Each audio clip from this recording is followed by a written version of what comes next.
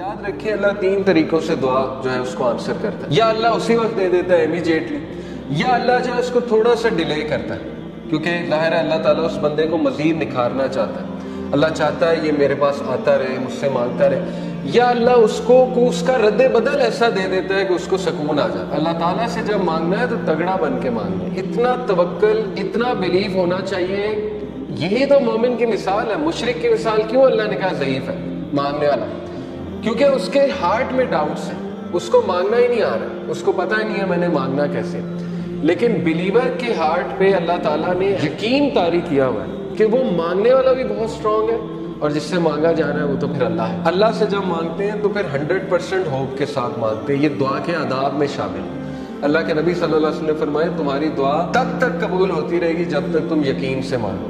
جیسے اس میں تھوڑا سا ڈاؤٹ آ گیا، جیسے اس میں یہ بات آ گئی کہ پتہ نہیں اللہ کرے گا نہیں کرے گا، تو وہ دعا پھر فالٹی دعا ہے، اس میں پھر کمی ہے اس دعا میں، اس میں پھر بہت زیادہ یقین آنے کی ضرورت ہے. تو اس لیے ان چیزوں پہ ورک کرنا چاہیے. دیکھیں ویلیو ایڈڈ چیزیں یہی ہے کہ اپنا یقین بڑھاؤ، اپنا توکل بڑھاؤ. یہ ہمارے کلچر میں ایک بات بڑی ہے نا کہ واسطہ دیتے ہو، کسی ولی کا واسطہ دیتے ہیں. اللہ کو نمبر 1 اپنے نیک اعمال کا واسطہ دے سکتے ہیں. جیسے وہ واقعہ ہے کہ 3 لوگ غار میں تھے، پتھر سامنے آ گیا، سٹک ہو گئے، نکلنے کا چانس ہی کوئی نہیں. اللہ نے پتھر ہٹا دیا. ایک نے کہا اللہ میرے ماں باپ سو گئے تھے، میں دودھ کا گلاس لے کے کھڑا رہا، تجھے راضی کرنے کے لیے کہ اٹھیں گے تو میں پلا دوں گا، تو میں ساری رات کھڑا رہا. اگر تجھے یہ عمل پسند آیا تو اس کو پیچھے ہٹا دے. اللہ نے پیچھے ہٹا دیا تھوڑا سا. دوسرے نے کہا اللہ مجھے دعوت گناہ، میں گناہ کرنا چاہتا تھا، لیکن اس عورت نے جب میں انٹر ہونے لگا تو اس نے کہا اتق اللہ، اللہ سے ڈر جا. تو اس نے کہا میں ڈر گیا اللہ.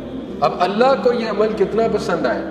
حالانکہ کوئی کہہ سکتا ہے کہ یار وہ تو پہلے سے گناہ کرتا آ رہا ہے، یہ کیا بڑی بات ہے پیچھے ہٹ گیا. نہیں، اللہ کو یہی تو پسند آیا کہ وہ میرے ڈر سے پیچھے ہٹ گیا. تو اللہ از آل اپریشیٹو، اللہ اپریشیٹ کرتا ہے. اللہ نے پتھر ہٹا دیا. تیسرے نے کہا اللہ میں نے جو ہے وہ کسی نے میرے پاس بکریاں رکھوائی تھی، بکریوں کے بچے ہو گئے تو اس سے میں نے کچھ پروفٹ کما لیا. جب وہ واپس آیا میں نے اسے بکریاں بھی دی اور وہ پروفٹ بھی دیا. یعنی اس لیول کی آنیسٹی. تو اللہ اگر تجھے یہ پسند آیا ہے، تیرے لیے کیا تھا اور تجھے راضی کرنے کے لیے، تو پتھر مکمل ہٹ گیا.